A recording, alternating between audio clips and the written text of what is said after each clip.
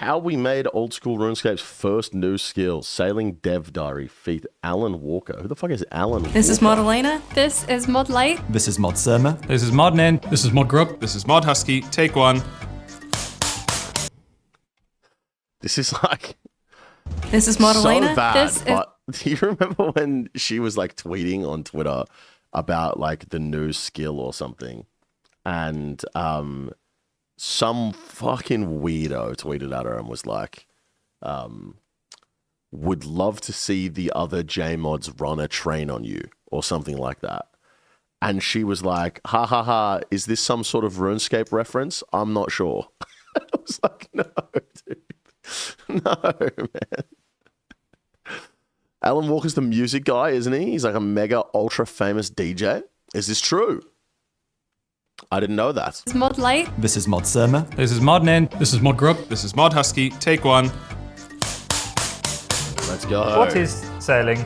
Yeah, Sailing what's up, Kevin? is old school RuneScape's 24th new skill. I'd say this is about the biggest and most ambitious project we've ever done. There's going to be so much Damn. content that you can go and explore. There's so many new islands, and then what's the story on those islands? That was a new blowpipe, wasn't it? I'm pretty sure they're bringing a new one out. You'll sail around and you'll find new Slayer monsters, find new hunting spots. It's probably the biggest skill we've ever done, and probably one of the biggest projects we'll ever The biggest skill we've ever done.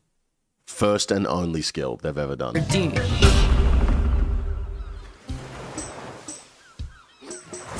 How do you go about making the incredibly vast oceans feel alive? A big goal for us would This must be so weird to just stand in the middle of a room and talk. Like, surely you just sit. It's like, it'd be so much more comfortable to just like sit in a seat, like interview style, you know? Sailing's development was to make the sea feel alive. Looking at the world map in the existing game, it's kind of like a big blue carpet. There's nothing going on there. So developing sailing was really tricky in that regard because like we're used to the sort of content density on land. We know what that should feel like, but we never knew what that should feel like on the sea because by nature the sea is quite vast. There's not that much going on out there. Trying to combine those two and like find a middle ground that works was quite an interesting design challenge. The environment in a video game is I wonder if it would have taken this long to complete the skill, like, and get it out to the public if like shamanism won, because there's like so much less ground to cover. You know what I mean?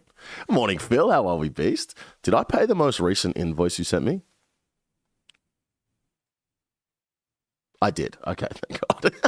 is an essential character. It itself is guiding you through the story, Yes, you did. giving Alright, you a good, clue good, where to go next, giving you warnings about maybe some places you shouldn't go. How do you do that to the carpet? We have obviously the depth underneath you, the islands naturally. There's also the creatures that are there. There's the other Moguls. ships sailing around. The more we looked into it, the more we realized there is a tremendous amount of story that is actually asking already to be you're told right. in the My ocean. fault, my So fault, my in fault. attempt to make that carpet more interesting, what we've done is we started to bring out those stories. I think we've ended up with a place where it's quite dense, like initially, in areas close to the shore. And then What is that bone?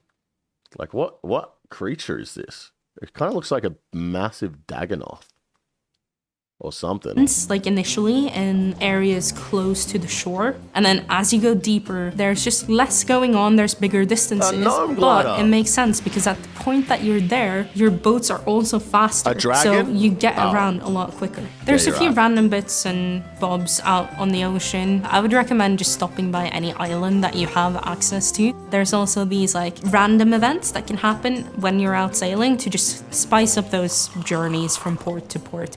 Let's talk about exploration. Are players free to explore the ocean and all the new islands within Gielinor? Yes, with an asterisk. Players can explore most of the ocean. We've locked off some bits, so mainly to the east, so sort of south of Sophanum and east, and north of, I want to say, Weiss and east, like west of Volumor and Corend as well. But there are portions of the sea that are quite hazardous, require specific counters to Wait. Oh, they're saying you have to get levels to unlock those parts of the ocean. I thought they were saying you just can't go there. I was like, what the fuck?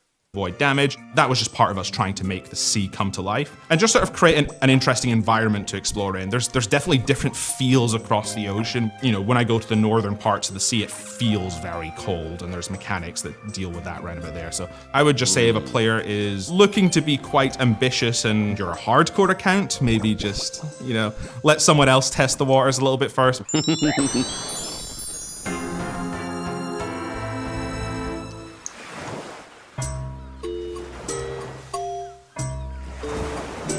We want to know about Guys, I know it's bad for me to say this, and I'm probably going to get a lot of hate, but I'm actually excited for sailing. I'm just going to say it. I'm actually excited for level it. progression in sailing from early to late game. So give us your speed run level 1 to 99 guide immediately. All right, well, level 1, you're going to start doing a quest called the Pandemonium. You start in Port Sarim. It takes you to the Pandemonium. It gives you a little raft, and then you can sail around on the raft. You're then going to do port tasks between Port Sarim and the Pandemonium, and then eventually Musa Point delivering cargo. And then you also have something really exciting called bounty tasks, where you can use your ship to take down an enemy and then take those goods that you receive from the enemy back to a port. Once you hit level 15, you're going to want a small boat. It has some really cool facility slots that you can start to manage, so getting yourself your very own salvaging hook. And then you can also customize the sturdiness and the speed of your boat, things like your hull, your keels, your sails, etc. For players who want a bit more of a Am I going to have to learn sailing terms? What the fuck is a keel, bro? chill experience, there's some shipwreck salvaging, although I'm very aware that some of the more skill-based skilling players might like to tick manipulate that. We've seen some wonderful demonstrations from the alpha and beta from Hibok Shong. From that, you get some salvage. Dude, there's no way. There's only been a beta and someone's already figured out how to 1 tick, 2 tick, suck my dick bullshit this skill, bro.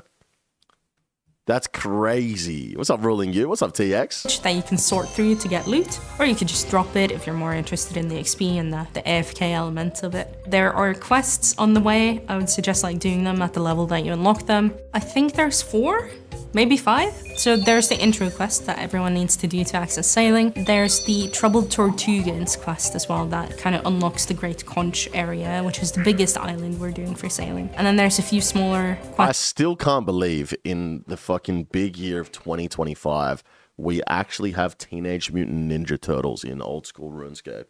Like, what the fuck, man? Why do we have Teenage Mutant Ninja Turtles? I won't spoil too much, but I believe there's another 2 quests. So let's go with 4. It's probably right. Can you call Mod Ed and put him on speaker and ask him when the next Penguin quest is? Mod Ed, hello? Yeah, sorry, it's the camera people. They're asking when the next Penguin quest is. Oh, you don't want me to tell them? Mod Ed said, get fucked. Can we get them a spoiler? Oh, he dies? Oh.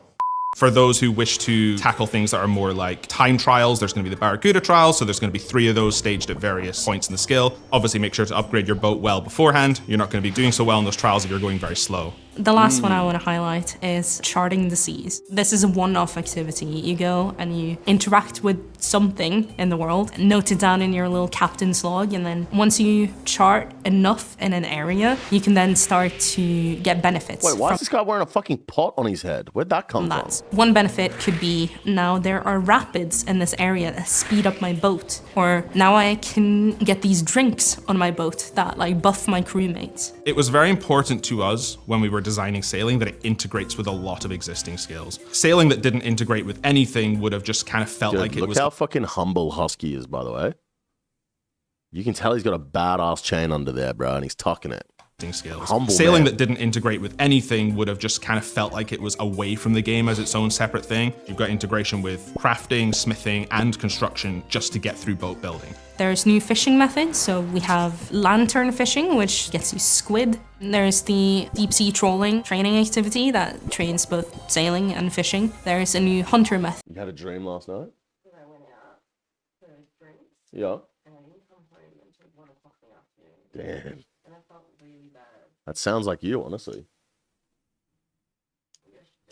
Then called crab hunting. There's new Slayer monsters, so there's the Griffins. I'm really looking forward to fighting the Griffin boss. There's the Aquanites The Griffin and boss. the Lava Strike Worms as well.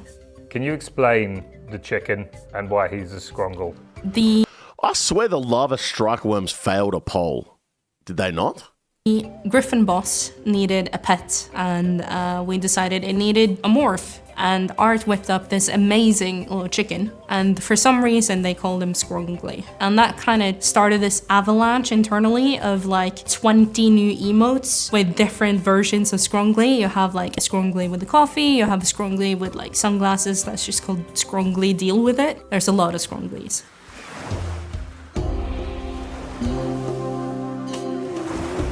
What can you tell us about the new items and resources that will be coming into the game? As far as items and resources specifically, we wanted to focus on hardwoods for boats. That kind of makes sense. They're already tied to construction. But there are only 4 tiers and we wanted to have more tiers of boats. So we're going to be introducing camphor, ironwood, and rosewood as 3 new tiers above that. Camphor. What is this, a fucking TV production? There's a lot of integration with some new ores as well. Ironwood is actually what they used to call me in high school. Ironwood and rosewood as 3 new tiers above that. There's a lot of integration with some new ores as well. For that, we sort of looked into things that are a bit more anti-weathering, you know, things that are water resistant. So we're looking at things like lead and cupronickel that are kind of used in the mid to late game sailing stuff. On top of woodcutting and mining, which I think have had a lot of focus for shipbuilding, there is the sort of stuff on the side that is more to do with farming. So on the traditional side, we're revitalizing hops patches a lot. Hold up. Guys, does he shave this part of his mustache? Or does it just not grow? Because he's dead ass got the Charlie Chaplin in the middle here. Look at this. Does he shave the sides of his mustache? That's crazy if he does. Stuff on the side that is more to do with farming. So on the traditional side, we're revitalizing hops patches a lot with adding flax as something that obviously already exists in the game and players can get without farming, but we'll get to see that process of turning flax into linen just sort of a bit more realized in the game. We're going to be introducing hemp as well as a step up from that, and then eventually. Yeah, they are. Yeah, they are, bro. Cotton. These are all going to be used for sails. And then on top of all the hop stuff, there's also the coral farming stuff, which more or less I would consider it like a super herb seed. They'll take twice as long to grow, but they'll give you twice the yield in return. And these will be used in new potions, so we'll get to see new unfinished potions made out of these. What? Extended stamina. Armadillo brew? What the fuck is an armadillo brew? What? Well, I guess we have the Saradomin brew, which increases defense and hit points. Zami brew, which reduces hit points but raises attack. The Forgotten brew, which reduces all stats but raises magic. I guess the Armadillo brew would be a ranging potion that lowers all stats but increases range. Huh. And some of those supplies are going to be gathered from other places in sailing, such as with the new fish. And there's a bit more integration as well with existing potions where some of the new supplies are going to be added to them. So Belle's Folly is a new sword item. It's a reward from the Griffin boss, the Shellbane Griffin. It's basically the stab equivalent of the zombie axe. It will require your sailing level to be trained. But you know, I like when our game has lots of different routes. So the Horn of Plenty is a new offhand hunter item that is obtained by killing griffins. It will provide a +2 invisible boost to your hunting skill and a +4 boost when charged. And while charged, it will passively sort of drain feathers while you're catching things. And it has an additional 1 in 10 chance to double the resource that you're gathering. Really interesting to see where players use this. Obviously, it'll be good for hunter generally, but especially when you want to gather those expensive resources, kind of like red chins or maybe even the new rainbow crabs. See what players consider. Are we just going to see like fucking 600 black chin bots with this item now? Like, my investment is actually in shambles, dude. It's actually in shambles. They're using it there. We've been thinking of a lot of skilling items and how we can introduce a few more of those from PVM. The toxic blowpipe has been a weapon that's obviously been old school for quite a while now, ever since Zaldra released. So we kind of thought that obviously we like where the toxic blowpipe is and we don't want to introduce new blowpipes that sort of supersede that. But the camphor, ironwood, and rosewood blowpipes are a way for us to introduce those to a lower sort of level where, you know, you can still get the benefit of using darts, and darts are already really strong in the game. The rosewood blowpipe specifically has a special attack as well, which is kind of going to be like a baby dragon knife special attack. It's not going to be as strong, but I'll be interested to see if that special attack gets used in certain places. For those who are considering getting one themselves, you'll probably want to have a look at lantern fishing as well and get your hands on a squid beak, as that's quite an integral component to make the blowpipes.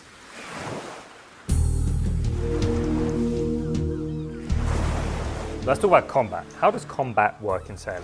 Combat in sailing works by interacting with the cannon facility on the boat. So kind of similar to how you would lock into the helm of the boat to navigate. You also need to lock into the cannon to lock into sort of combat mode, if you will. So once you're locked in, you just click on an NPC and your character will try to fire the cannon at that NPC. We kind of wanted to like create a very basic combat system before we start building on top of it. So if you think about the existing combat in game, when it launched, it was just click cow, wait until cow is dead. But looking at the combat sort of scenery today, you have crazy bosses with mechanics and focusing on prayers and movements and all that kind of stuff. I could see sailing moving into that territory over time, but we wanted to make sure that the base combat works fine. You reckon, but Stevens? regardless, we do have a variety of different boat. creatures. So you start off just fighting like basic sharks or even like seabirds, like terns. You might fight those initially, maybe some mogres out at sea. And just like with the helm, you can assign a crewmate to the cannon and then they will try to fire for you.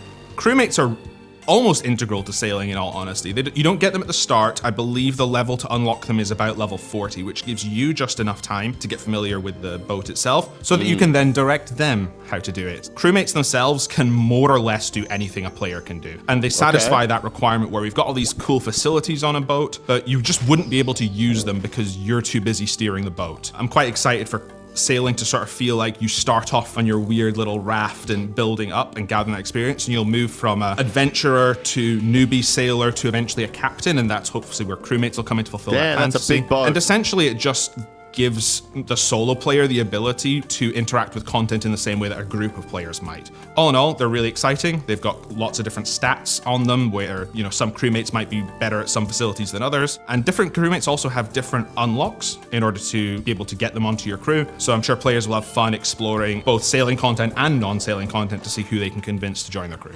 Who's that? A ghost? Where is Sea Shanty 3? Sea Shanty 3. It's locked up in a cupboard, not to be released ever. Can we fire this guy? Sailing's a really, really interesting one. It's not like a life or death boss encounter or like a raid. We want to make the sailing experience really chill, really nice, but also very epic and really feel like you're kind of embarking on a massive, massive adventure whilst in your boat. And we wanted to make sure that we've got music for each ocean. I need to count again, but I'm pretty sure we've got 18 plus tracks for this update, this initial update anyway, and I really hope to do more in the future. In sailing, we've got loads of new creature NPCs. You've got the giant wasps, giant ants, krakens, rays, dolphins, all sorts, all of which have their own sound effects. Did I just say rays? Giant ants, krakens, rays. You best believe I'm sliding for Steve, bro. These fucking rays are getting it for Steve Irwin, bro. Dolphins, all sorts, all of which have their own sound effects. Some are super cute, some are really icky and scary. But when you're battling and when you're training, maybe hear a little bit of sound and think of me. For sailing, we've got a really exciting... There's no way you just said Steve who, bro, to an Australian. That's crazy. Collaboration to announce. On the back of his Sea Shanty 2 performance at Tomorrowland, we've worked and collaborated with Alan Walker to produce music for the sailing launch. Oh, this Hi everyone, guy. my name is Alan Walker. I'm a music producer and DJ. I've been working with music for 10, 12 years now. I've been fortunate to have the opportunity to travel the world and still work with music. After I played the Tomorrowland, I got really inspired and just had like, OSRS is releasing sailing.